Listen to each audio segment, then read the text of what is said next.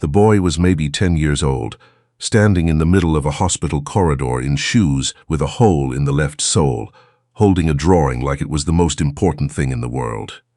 Harrison didn't see him at first. He was moving fast the way he always moved, the way his assistant Margot had once described as a man perpetually 5 minutes late to his own life. He had a meeting in the East Wing, a board presentation after lunch, and somewhere between those two obligations, he was supposed to eat something. He hadn't eaten since the night before. The boy stepped directly into his path. Harrison stopped, not because he wanted to, but because the alternative was knocking a child to the floor, and even on his worst days, Harrison Caldwell didn't do that. "Sir," the boy said. He was thin. That was the first thing Harrison noticed, the particular thinness that comes not from being a small child, but from not having enough. His jacket was 2 sizes too large, a man's jacket, navy blue with a torn pocket. His hair needed cutting, but his eyes were steady and serious in a way that made Harrison feel, oddly, like he was the one being assessed. "I'm in a hurry," Harrison said. "I know," the boy said. "Everyone here is." Harrison looked at him for a moment. "Where's your mother?" The boy glanced down at the drawing in his hands, then back up. "Room 412. She's been there for 11 days. Something shifted in Harrison's chest, something he didn't have a word for and didn't try to find one. He checked his watch. The meeting could wait 7 minutes, maybe 8. "What's your name?" "Aiden."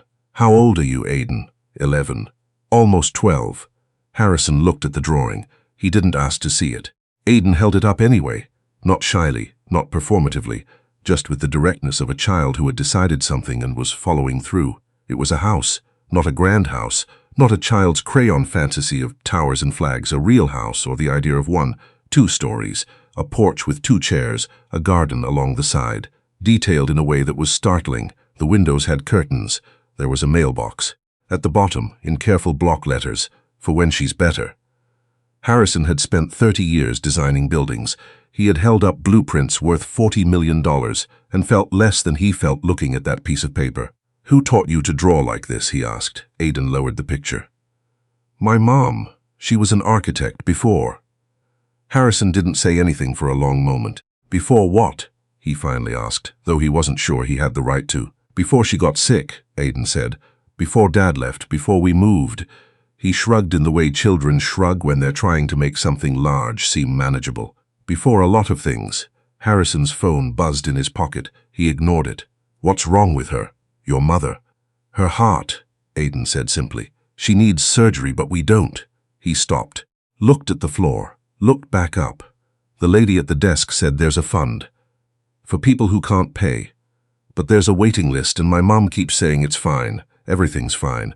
But I've heard her talking to the nurses at night when she thinks I'm asleep and it's not fine. Harrison had heard a lot of things in his life. He had sat across from politicians and investors and men who cried in boardrooms over money. He had been to funerals for people he'd admired. He had stood at the edge of things, real edges, the kind that change you. He had never felt the particular weight of this before. A boy, alone in a hallway, holding a drawing of a home they didn't have, trying to save a mother who was telling him not to worry. "Room 412, Harrison repeated. "Yes, sir." "And your name is Aiden?" "Yes, sir." "Is there anyone with you?" "A relative?" "Someone looking after you while your mother is?" "I look after myself," Aiden said. Not with anger, just with the flatness of fact. Harrison's phone buzzed again. He silenced it without looking. "I'm going to give you a card," he said slowly. "My name is on it. I want you to give it to your mother. Tell her I'd like to speak with her, if she's willing. Can you do that?" Aiden took the card. "Read it carefully." His lips moved slightly on the word Caldwell. "Are you the Caldwell?" he asked. "Like the buildings?" "Some of them, yes." Aiden looked at the card again, then at Harrison. "Why do you want to talk to her?" "Because," Harrison said, "I think I might be able to help." Aiden's expression didn't leap into relief or gratitude. He stayed still, measuring something. "She doesn't like charity," he finally said. "It won't be charity." "Then what will it be?" Harrison almost smiled. He hadn't done that in a while. A real one, not the boardroom version. "Something else," he said. "Something better." Her name was Joanna Voss, and she was sitting up in bed when Harrison came to the door the next afternoon, reading a paperback with a broken spine, the kind that had been read many times by many different hands. She was 38 years old, though she looked older in the way that difficulty adds years, and younger in the way that intelligence keeps them from fully settling. She had Aiden's eyes, or rather he had hers, the same steadiness, the same quiet assessment. She looked at his card in her hand, then at him in the doorway. "You're early," she said. "Is that all right?" Aiden said 2 o'clock. "It's 1:45. She considered him for a moment. "There's a chair," she said. He sat in it. It was a bad chair, the kind hospital kept specifically to discourage extended visits. He sat in it like it was fine. "My son says you want to help us," Joanna said. She didn't say it warmly or coldly, just stated it, the way someone states a thing they're trying to examine from all sides. "Yes. Why?" He had thought about how to answer this on the drive over, and in the elevator, and standing in the hallway. He'd prepared something reasonable, something professional. Instead, he said, he was holding a drawing of a house. "He designed it for you. There were curtains in every window." Joanna's expression didn't change, but something moved through it. Swift and private. She looked at her hands. "Aiden's been drawing houses since he was 4, she said quietly. "I used to take him to my studio when he was small. He'd sit under my drafting table and draw on the backs of blueprints." She paused. "He's better than I was at his age. He's better than most people are at any age." She looked up. "He told you about the surgery." "He did. He wasn't supposed to." "He's trying to save your life," Harrison said. "Children do what they have to do." Joanna was quiet. In the hallway outside, a cart wheeled past. Somewhere down the corridor, someone laughed, the ordinary sounds of a place where extraordinary things happen daily. "I applied for the hospital fund," she said. 8 weeks ago. They said I'm on the list." "I know. I spoke with Dr. Reinhold this morning." She went very still. "You had no right to do that." "No," he said. "I didn't. I apologize." The apology surprised her. He could see that. He was used to surprising people with apologies. Most men in his position forgot the word existed. "What did he tell you?" she asked. "That you need the surgery within the next 6 weeks, that your condition is manageable but not indefinitely, that you are, in his words, the most stubborn patient on the 4th floor." Something crossed her face. It might have been a laugh that changed its mind. "The fund will cover the procedure," Harrison said, "but there's a gap in post-operative care. Home nursing, follow-up appointments, physical therapy. The fund doesn't extend to those." "I know. I'd like to cover that gap." "Why?" she asked again. Not hostile, genuinely trying to understand. Harrison leaned forward in the bad chair. "I built my first building when I was 27 years old. A parking garage in Columbus, Ohio. Not glamorous. But I stood outside it after the ribbon cutting and I thought, someone parked their car in something I made. Someone walked through a door I drew." He paused. "I've built a lot of things since then. Some of them I'm proud of. Some of them were just contracts." He looked at his hands, large hands, the hands of someone who had started in construction, who had poured concrete and hauled steel before he ever sat behind a desk. "I haven't built anything that mattered in a while." Joanna studied him. "That's not an answer." "No," he agreed, "it's not. The real answer is that your son stood in a hallway and held up a drawing of a house with curtains in the windows, and it was the most honest thing I've seen in years. And I wanted to be in the orbit of something honest." The room was quiet for a long time. "I can't pay you back," Joanna said at last. "I'm not asking you to. I don't want Aiden thinking we owe anyone anything. I understand. And I don't want." She stopped. Started again. "He's had enough people promise things and then not follow through. His father, social services. A teacher once, who meant well." She looked at Harrison directly. "If you offer something, you have to mean it completely. He doesn't have space for another person who partially means it." Harrison met her eyes. "I understand that too." She looked at the card in her hand again. Harrison Caldwell. Caldwell & Sons Architecture. The & Sons part was historical, a name kept out of respect for his father, who had started the firm in 1971 and died before he saw it become what it became. "He doesn't have any brothers," Aiden had told Harrison the day before, as Harrison was leaving the corridor. "I looked it up. It's just you." The boy noticed everything. "All right," Joanna said quietly. "All right." The surgery was scheduled for a Thursday in March, 6 weeks after that first conversation.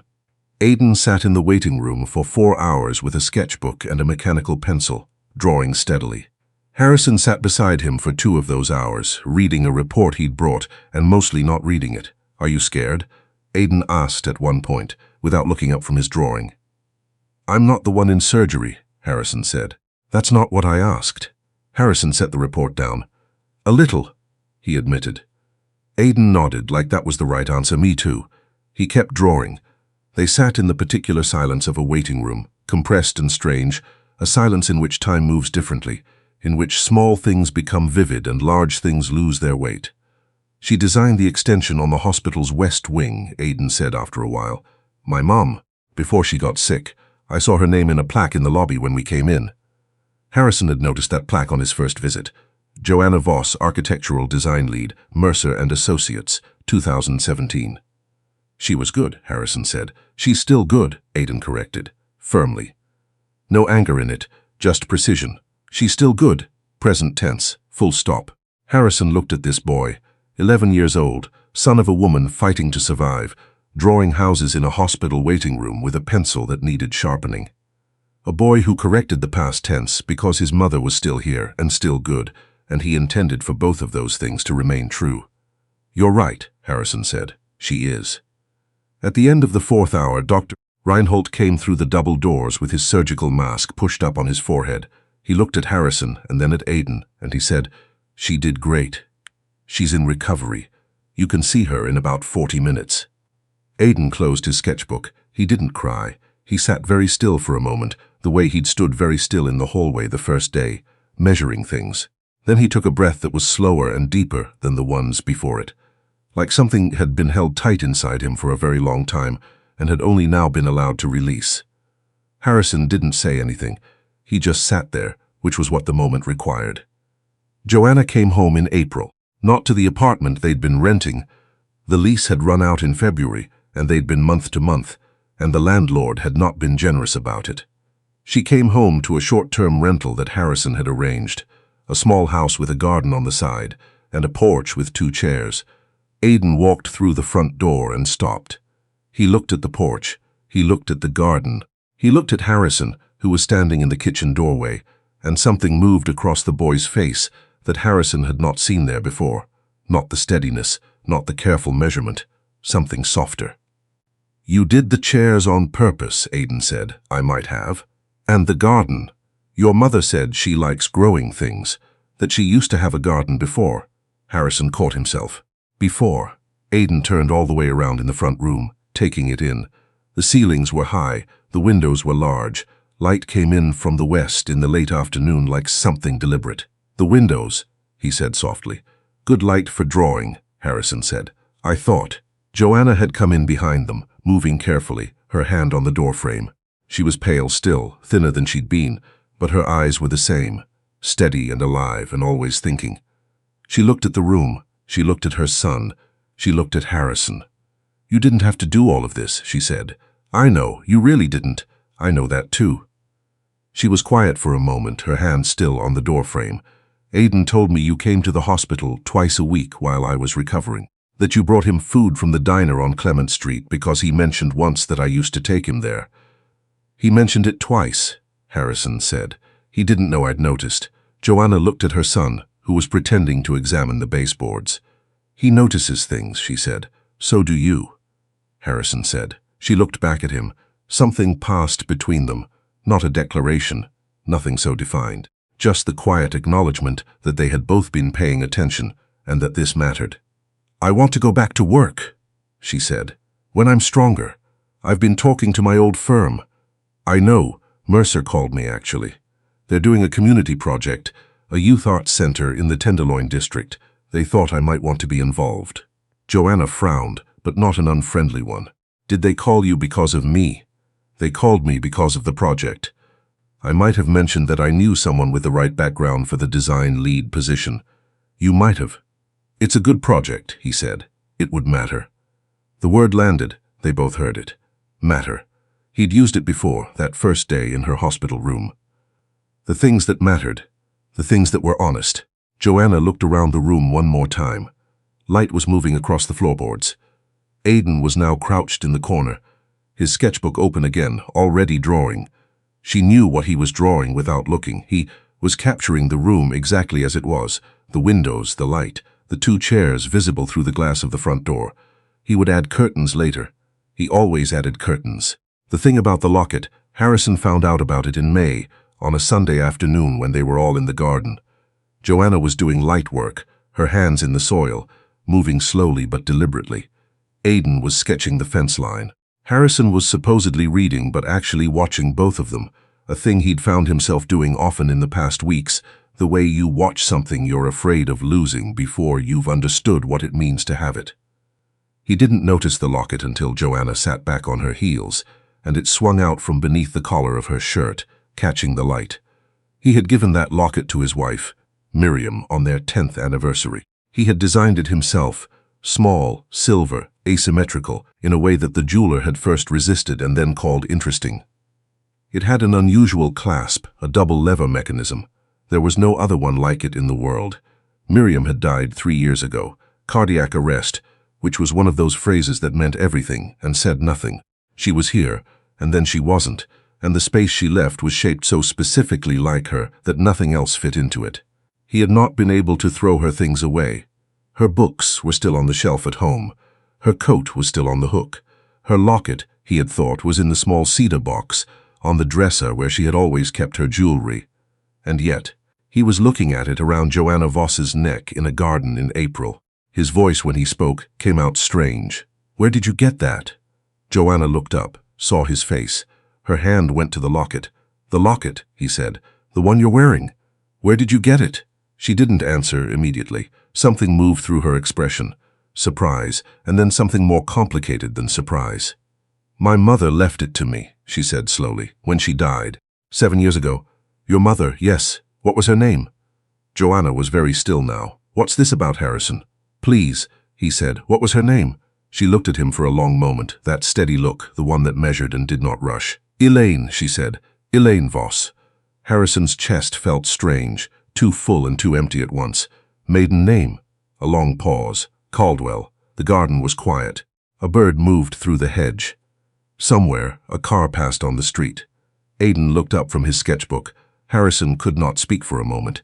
He was trying to arrange something in his mind, a sequence of facts he had never thought to connect, because why would he? Why would anyone? His father had 2 children, Harrison and a daughter, Margaret, who had left home at 22 after a falling out that Harrison had been too young to fully understand, and who had cut contact, and who had died, his father had been told, somewhere in the Midwest.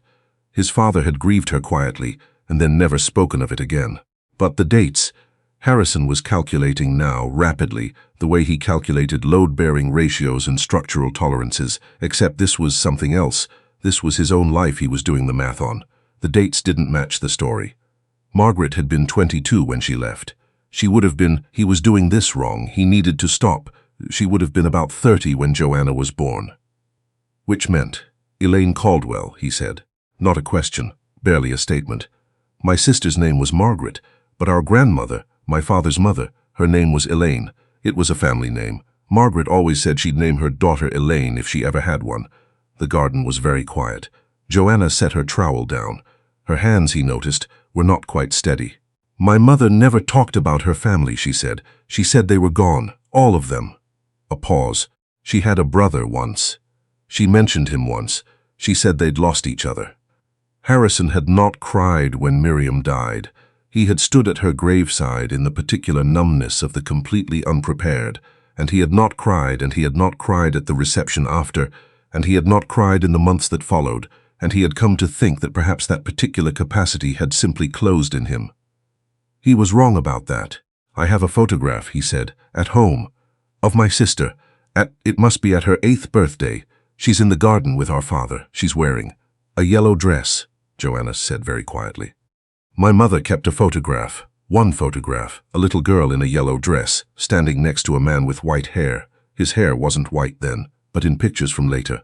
It went early, Joanna finished. She told me that. She said her father's hair went white when he was still quite young. They looked at each other across the garden. Aidan was watching them both with his sketchbook closed in his lap. He didn't speak. He was 11, almost 12, and he understood that something large was happening, and that the right thing to do was to let it. My mother died not knowing, Joanna said softly. She thought they were. She stopped. I didn't know she had a daughter, Harrison said. I didn't know you existed. I would have. He stopped too. There was no end to that sentence that was adequate. You would have looked, Aidan said, from his corner of the garden. They both looked at him. He was watching Harrison with that direct, unblinking assessment, the same look from the hospital corridor, the same look that had stopped Harrison in his tracks on a Tuesday afternoon in February. You would have looked, Aidan said again. Right? Yes, Harrison said. I would have looked. Aidan nodded slowly, like this was the thing he needed to confirm, the single load-bearing fact in an architecture that was still being assembled. His great-uncle had not known. Given the chance, he would have searched. That was enough to build on. It took time, the way things that are true take time. Harrison's lawyer got involved gently. Old documents were located, his father's records, his sister's birth certificate, a letter his father had written and never sent that was found in a file box in Harrison's storage unit, addressed to Margaret, telling her he was sorry and that she could always come home. It had never been sent. Harrison didn't know why. Joanna sat with the letter for a long time. She read it more than once. She handed it back to Harrison without speaking. They didn't try to name what they were to each other in the early months. Uncle felt too formal, too sudden. Friend felt insufficient. He was the man who had appeared in a hallway and followed a thread that neither of them knew existed. He was the man Aidan had chosen to stop, out of all the people in that corridor, people who moved past, people who looked through him, people who were in a hurry to be somewhere else. Why me? Harrison asked him once. That first day, why did you stop me? Aidan considered the question carefully. He was drawing while they talked. He was always drawing, and he didn't look up from the page. You were the only one who was moving like you meant to, he said. Everyone else was moving like they were trying to get somewhere. You were moving like you already knew where you were going. I was going to a board meeting, Harrison said. I know. Aidan looked up briefly. But you stopped. The Youth Arts Center broke ground in September. Joanna was named design lead, which she had been told to expect, and which she received with the same quiet steadiness she brought to everything. Harrison was listed as primary donor, which he had not told her about until after it was confirmed and could not be undone. She had looked at the press release for a long time. You could have asked me, she said. You would have said no. I would have said, let's discuss it, which is how you say no, he said, while being polite about it. She looked at him the way she always looked at him when he was right about something, and she didn't want to confirm it. The groundbreaking was on a Wednesday, overcast, the kind of September morning that couldn't quite decide whether it was still summer. There was a small ceremony, a few city officials, the Mercer team, some community members. Aidan was there in a jacket that actually fit him now, holding a sketchbook. When they turned the first earth, Harrison stood beside Joanna, and Joanna stood beside her son, and Aidan looked at the cleared lot, brown earth, surveyor's stakes, the first visible evidence of something that existed so far only on paper, and he said, very quietly, almost to himself, it's going to have good windows. Harrison looked at the lot. He looked at the plans he'd reviewed. He thought about light. West-facing, he said. It'll come in right in the afternoon. Aidan nodded. Good for drawing. That's what I thought, Harrison said. Joanna looked at both of them and said nothing, but her hand, briefly, found Harrison's arm, and for a moment they stood there, the three of them, on a cloudy September morning, in front of a piece of earth that was about to become a building, about to become a place where things were made, about to become something that, in the particular way of things built for the right reasons, would last. Somewhere in the city, a locket lay in a cedar box on a dresser, and the right person was finally home to keep it.